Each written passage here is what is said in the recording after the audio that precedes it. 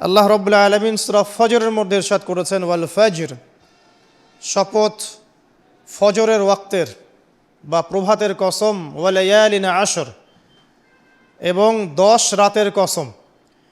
এখানে 10 রাত বলতে বোঝানো হয়েছে এই জিলহজ মাসের প্রথম 10 রাত বা প্রথম 10 দিন 10 রাত।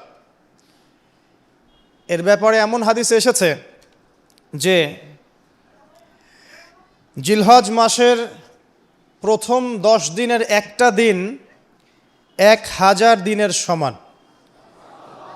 জিলহজ মাসের প্রথম 10 দিনের একদিনের ফজিলত বা মর্যাদা 1000 দিনের সমান, এবং আরাফার দিনের ফজিলত হচ্ছে 10,000 দিনের সমান।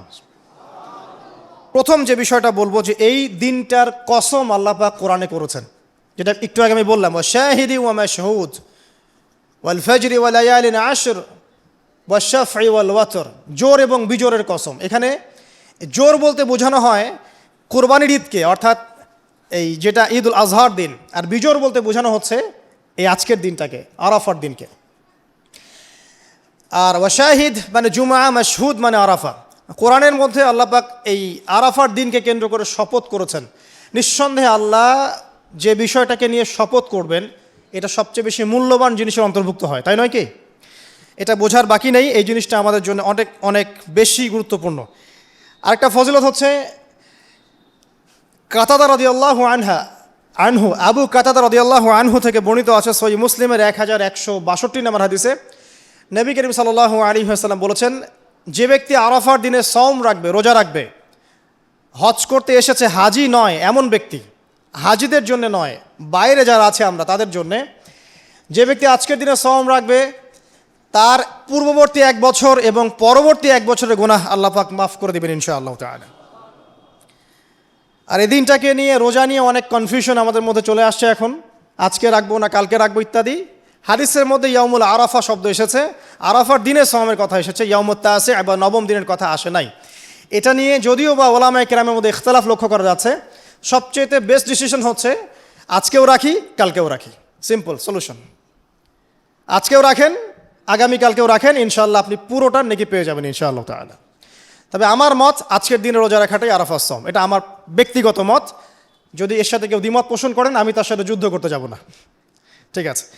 এরপরে আসি, এই দিন একটা স্পেশাল আয়াত নাজিল হয়েছে আরাফার দিনে, স্পেশাল একটা আয়াত, সেটা হচ্ছে সূরা মাইদার 3 নম্বর আয়াত। আয়াতটা হচ্ছে আল ইয়াউমা আকমালতু লাকুম দীনাকুম। নবী করিম সাল্লাল্লাহু আলাইহি ওয়াসাল্লাম বিদায় হজের ভাষণ দিলেন, আল্লাহর পক্ষ থেকে আয়াত নাজিল হলো, আল ইয়াউমা আকমালতু লাকুম দীনাকুম, আজকের দিনে আমি তোমাদের উপরে দিন ইসলামটাকে কামেল করে দিলাম। কামেল মানে কি? পরিপূর্ণ করে দিলাম, একদম পরিপূর্ণ। ইসলামে ঢোকানোরও কিছু সুযোগ নাই, বের করারও কোনো সুযোগ অবকাশ নাই।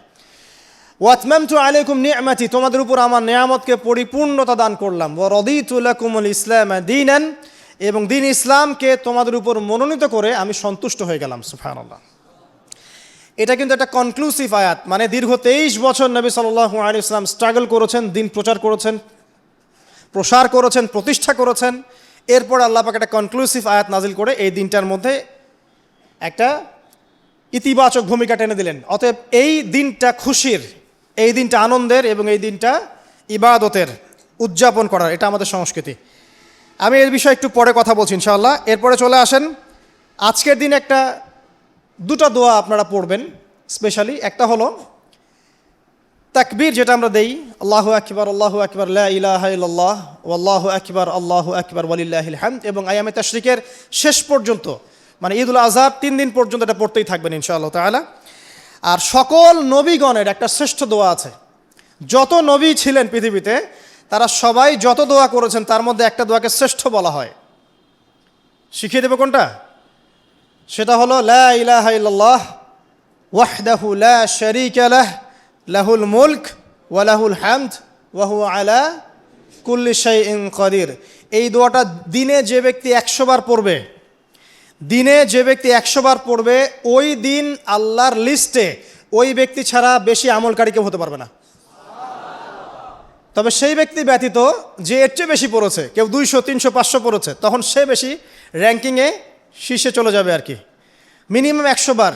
আরও ফজিলত হচ্ছে 100 বার যদি আপনি পড়েন, ওই দিন শয়তান আপনাকে স্পর্শ করতে পারবেন ইনশাআল্লাহ, এবং আপনার আমলনামা থেকে 100 গুনাহ মিটিয়ে ফেলা হবে, 100 নেকি লিখে দেওয়া হবে ইনশাআল্লাহ।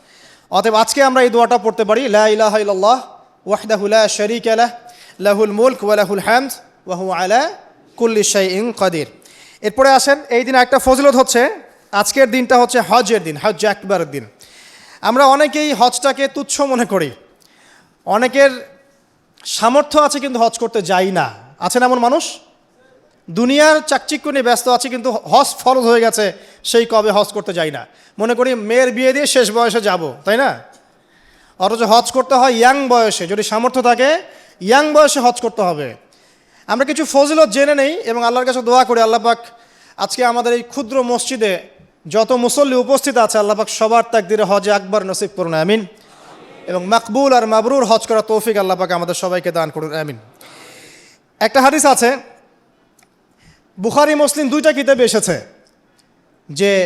যে ব্যক্তি মান হাজ্জা লিল্লাহ, যে ব্যক্তি শুধু আল্লাহর জন্য হজ করলো, ওয়ালাম ইয়ারফুস ওয়ালাম ইয়াফসুক, এবং হজের মধ্যে কোনো প্রকার ফাহেসা কাজ করে নাই, অশ্লীল কোনো কাজ করে নাই, কোনো ফাসাকি কাজ করে নাই, সে ব্যক্তি ওই দিনের মতো নিষ্পাপ হবে। ওয়ালাদাতহু উম্মুহ, কোন দিন? ইয়াউমু ওয়ালাদাতহু উম্মুহ, যেদিন তার মা তাকে জন্ম দিয়েছিল।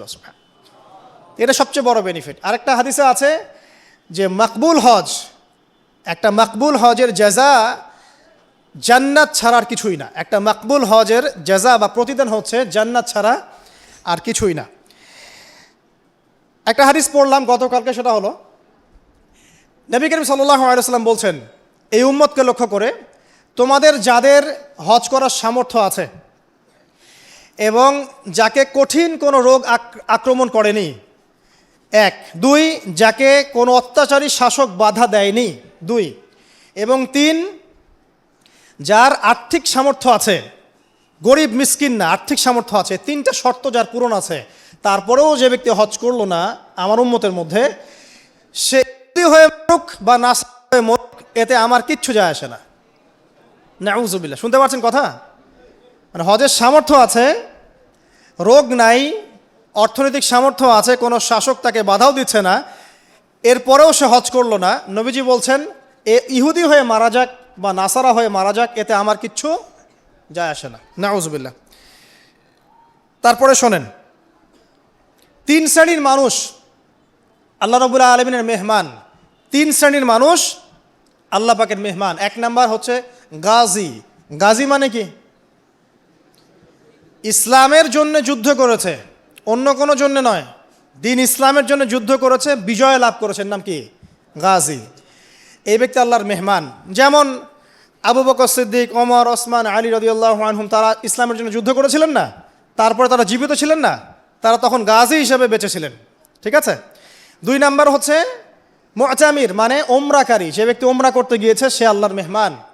আর 3 নাম্বার এই যে হাজি, যে ব্যক্তি হজ করতে গিয়েছে সে আল্লাহ পাকের মেহমান। আমাদের একটা কর্তব্য আছে, এটাও একটা হাদিসে এসেছে, নবী করিম সাল্লাল্লাহু আলাইহি ওয়াসাল্লাম বলেছেন, ইদা লাকিতাল হাজ, যখন তুমি কোনো হাজির সাথে দেখা করবে, সাক্ষাৎ পাবে, ফাসাল্লিম আলাইহি, তখন তাকে সালাম দিও, তখন তাকে সালাম দিও, এবং তার সাথে মোসাফা করবে। তার সাথে কি করবে?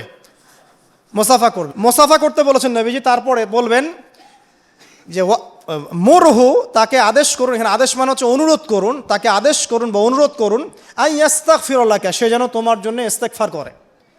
কে? যে ব্যক্তি হজ করে এসেছে, হাজি, তাকে সালাম দিবেন, মোসাফা করবেন, দিয়ে বলবেন যে ভাই আপনি আমার জন্য একটু দোয়া করেন, কারণ ফাইন্নাহু মাগফুরুন লাহ, কারণ সে ব্যক্তি একজন ক্ষমাপ্রাপ্ত মানুষ। তবে একটা বিষয়, মানুষের সম্পদ আত্মসাৎ করে, সুদের টাকা দিয়ে, ঘুষের টাকা দিয়ে, প্রতারণা, বাটপাড়ি, দুর্নীতির টাকা দিয়ে হজ করতে গিয়ে কতটুকু মাগফুর হয়ে আসা যাবে, এটা একটা প্রশ্নবিদ্ধ বিষয়। তো এই বিষয়গুলোকে ক্লিয়ার করে হজ করতে যাওয়া উচিত। আল্লাহ পাক আমাদেরকে তৌফিক ইনায়াত করুন, আমিন। এই দিনের একটা প্রতিশ্রুতি আছে। কি প্রতিশ্রুতি? আয়েশা রাদিয়াল্লাহু আনহা থেকে সহিহ মুসলিমে এসেছে, এবং জাবের রাদিয়াল্লাহু আনহু থেকে ইবনে হিব্বানের 3853 নম্বর হাদিসে এসেছেন। আল্লাহ রাব্বুল আলামিন এই দিনে হাজিদেরকে দেখে বলেন, যারা আরাফার মাঠে এসেছেন তাদেরকে দেখে বলেন যে আমার এই বান্দারা দূর দূরান্ত থেকে সফর করে এখানে এসেছে, ওদের চেহারাগুলো তাকিয়ে দেখো, ক্লান্ত, ক্লিষ্ট, চুলগুলো এলোমেলো, পরিশ্রান্ত, তারা আমার রহমতের প্রত্যাশী, অথচ তারা কেউ আমার আযাব দেখে নাই। হে ফেরেশতারা, তোমরা সাক্ষী থাকো, আমি তাদের সবাইকে মাফ করে দিলাম। এবং নবী সাল্লাল্লাহু আলাইহি ওয়াসাল্লাম বলছেন যে আজকের দিনে যত মানুষকে আল্লাহ পাক জাহান্নাম থেকে মুক্তি দিবেন, অন্য কোনো দিনে এত মানুষকে আল্লাহ পাক মুক্তি দিবেন না। আল্লাহ পাক আমাদেরকে সবাইকে জাহান্নাম থেকে মুক্তি দান করুন, আমিন। তো শেষ যে বিষয়টার দিকে টাচ করে আমি কনক্লুশনের দিকে যাব, সেটা হলো উম্মতে মুহাম্মাদির জন্য আজকের দিনের মধ্যে স্পেশাল কি বলেন তো? এটা হচ্ছে আমাদের মূল পয়েন্ট। আজকের দিনে ফজিলত জানলাম, আমরা আমলগুলো জানলাম, সব ঠিক আছে, কিন্তু আমাদের জন্য আসলে স্পেশাল কি জিনিস? আমাদের জন্য আজকের দিনের স্পেশাল যে বিষয় সেটা হলো আজকের দিনে দিন ইসলাম পূর্ণতা লাভ করেছে। ইসলামের পূর্ণতা দিবস আজকে। 23 বছর দিন ইসলাম প্রচার করার পরে আজকের দিন আল্লাহ পাক বলেছেন দিন পূর্ণ করে দিলাম।